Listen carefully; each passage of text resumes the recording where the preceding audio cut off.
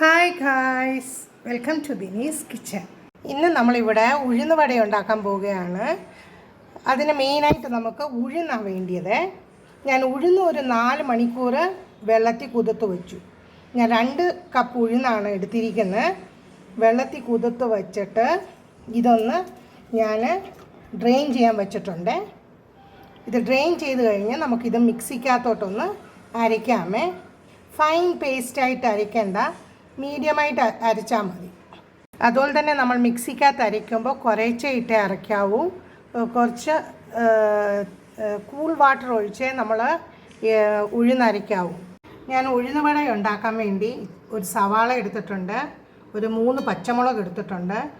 നിങ്ങൾക്ക് കൊച്ചുള്ളി യൂസ് ചെയ്യാം. പിന്നെ ഞാൻ മിക്സി ജാറിനകത്ത് ഒരു 2 കഷ്ണം ഇഞ്ചി ഇട്ടിട്ടുണ്ട്. പിന്നെ നമ്മൾ ഉഴുന്നുവട ഉണ്ടാക്കുന്ന മാവിനകത്ത് നല്ല ജീരകം, പിന്നെ കുരുമുളക് ചതച്ചത് അതും ചേർക്കാമേ.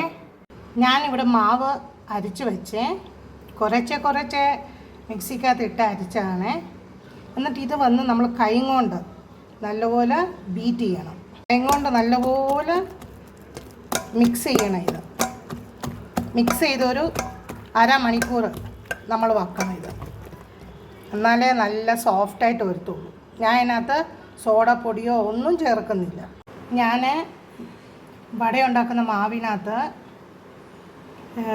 ചുമന്നുള്ളി, പച്ചമുളക്, ജീരകം, കുരുമുളക് ചതച്ചത്, കരിയാപ്പില ഇതെല്ലാം കൂടി നല്ലപോലെ ഒന്നുകൂടെ ഞാൻ ഇളക്കാൻ പോവുകയാണ്, മിക്സ് ചെയ്ത് വെക്കാൻ പോവുക. അങ്ങനെ ഞാൻ ബാറ്റർ മിക്സ് ചെയ്ത് വെച്ചിട്ടുണ്ട്. അടുത്ത് ഞാൻ വെള്ളം എടുത്ത് വെച്ചിട്ടുണ്ട്. ഇത് വന്ന് നമുക്ക് കൈ മുക്കാനാണ്. കൈ ഡിപ്പ് ചെയ്ത് മാവ് എടുക്കുന്നുണ്ടെ കയ്യിൽ ഒട്ടിപ്പിടിക്കത്തില്ല. ഇങ്ങനെ കൊച്ചൊരു ഉരുള ഹോളെടുത്ത് സെൻറ്ററിലൊരു ഹോൾ കൊടുത്ത് നമുക്കിനി ഉണ്ടാക്കാമേ. നമ്മളിവിടെ ഉഴുന്നുവട ഉണ്ടാക്കുമ്പോൾ ഹൈ ഫ്ലെയിമിൽ ഉണ്ടാക്കാൻ പാടില്ല. മീഡിയം ഫ്ലെയിമിലേ നമ്മൾ ചെയ്യാൻ പാടുള്ളൂ. ഹൈ ഫ്ലെയിമിൽ വെച്ചാൽ അകം വേഗത്തിലെ പുറം മാത്രമേ വേഗത്തുള്ളൂ. മാവിനകത്ത് നിങ്ങൾ ആവശ്യത്തിനുള്ള ഉപ്പ് ചേർക്കണേ. അങ്ങനെ നമ്മുടെ സോഫ്റ്റ് ഉഴുന്നുവട റെഡി ആയിട്ടുണ്ട്. ഇതിനകത്ത് ഞാൻ ബേക്കിംഗ് പൗഡറോ ബേക്കിംഗ് സോഡയോ ഒന്നും ചേർത്തിട്ടില്ല. നമ്മൾ മാവ് അരച്ച് കഴിഞ്ഞ് മാവ് നല്ലപോലെ കൈ കൊണ്ട് ബീറ്റ് ചെയ്യണം. അത് കഴിഞ്ഞ് ഒരു അരമണിക്കൂറോ 1 മണിക്കൂറോ നിങ്ങൾക്ക് വെക്കാം. വച്ച് കഴിഞ്ഞ് ഇത് ഉണ്ടാക്കാവൂ. നോക്കൂ, എന്തൊരു സോഫ്റ്റ് ഉഴുന്നുവട. നമ്മൾ ഇതുപോലെ വീട്ടിൽ ഉണ്ടാക്കിയാൽ മതി, കടയിലൊന്നും പോയി മേടിക്കാനേ പാടില്ല. നോക്കൂ, എന്തൊരു സോഫ്റ്റ് ഉഴുന്നുവട. ഇത് നിങ്ങളും ഒന്ന് ട്രൈ ചെയ്ത് നോക്കൂ. Thanks for watching my video. Please like, share and subscribe my channel. Thank you.